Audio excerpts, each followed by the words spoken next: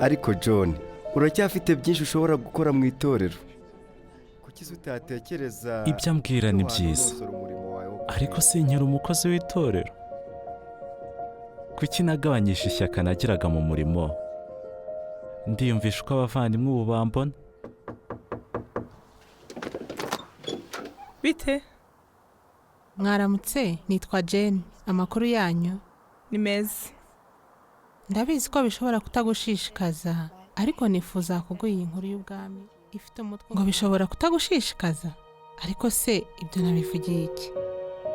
Ntabwo natangije ibiganiro neza, ariko nta n'ikigaragaza ko yashakaga ko tuganira cyane. None se ubwo ushatse kuvuga iki? Waba ubyihanganiye, gusa bimaze igihe kirekire unakurikije uko uzaba wiyumva, ushobora ngo mbyihanganira igihe kirekire. Yehova, ko numva ibi bintu bindenze koko.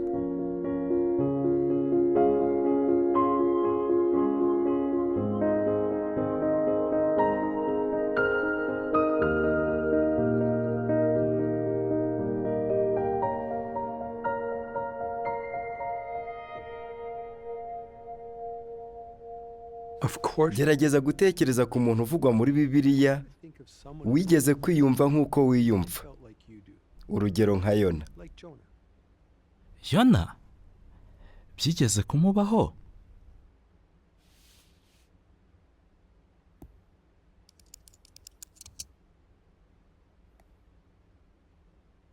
Niki gihita kiza mu bwenge bwawe iyo utekereje kuri Yona? Ese uhita utekereza ko ari umuhanuzi utarumviraga?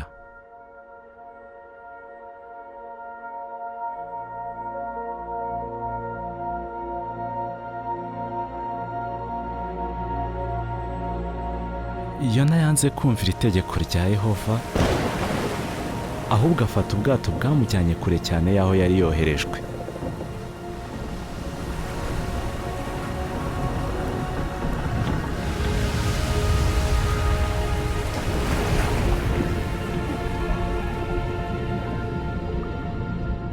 Mbese ibintu yari yarakoze byatumye atongera kuba umukozi ukwiriye guhagararira Imana?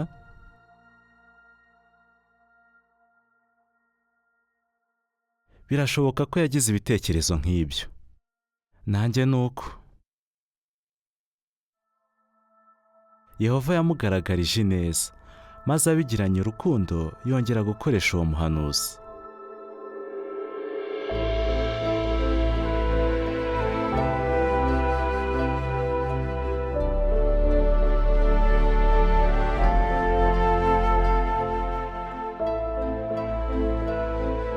None se niba Yehova yarabonaga ko Yona agifite agaciro, ubwo nanjye si uko bimeze?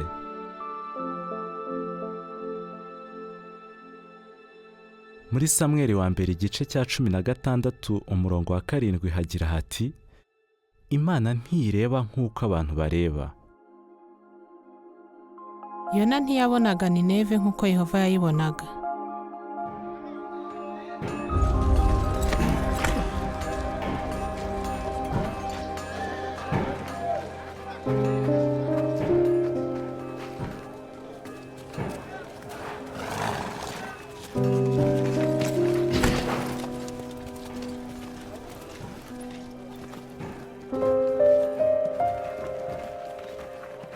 None se yari kuhabona neza ate kandi barakoraga ibikorwa bibi cyane?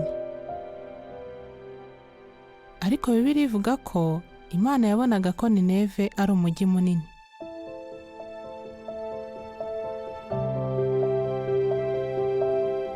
Nubwo abo bantu bakoraga ibibi, Yehova yabitagaho.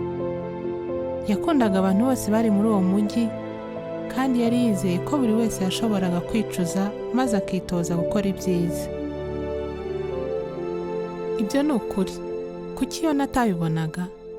Ariko se njye mbona abantu nk'uko Yehova babona? Ese aho sinishyiramo ko batazanyumva bigatuma ntarangwa n'ishyaka mu murimo? Ariko se ubundi ni inshingano yanjye kumenya niba bazabyitabira?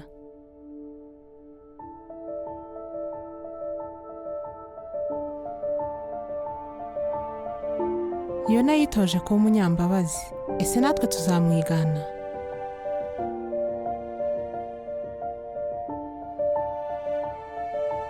muri Matayo ibice 5:7 hagira hati, hahirwa abanyambabazi kuko bazazigirirwa.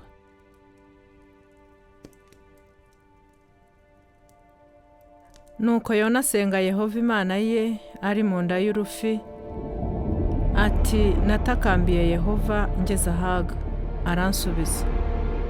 Natabaje ndi mu nda y'imva, wumvise ijwi ryanjye.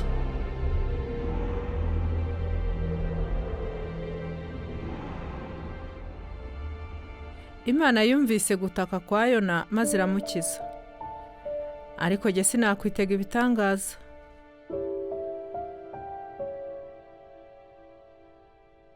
Nuko isengesho ryanjye rikugeraho uri mu rusengero rwawe rwera. Isengesho ryanjye rikugeraho. Yona ntiyari azi ko Yehova azamurokora, ariko yamusenze yizeye ko azagira icyo akora. Ariko jyeweho nzagusingiza kandi nzagutambira ibitambo. Ibyo nahize nzabihigura. Agakiza gaturuka kuri Yehova.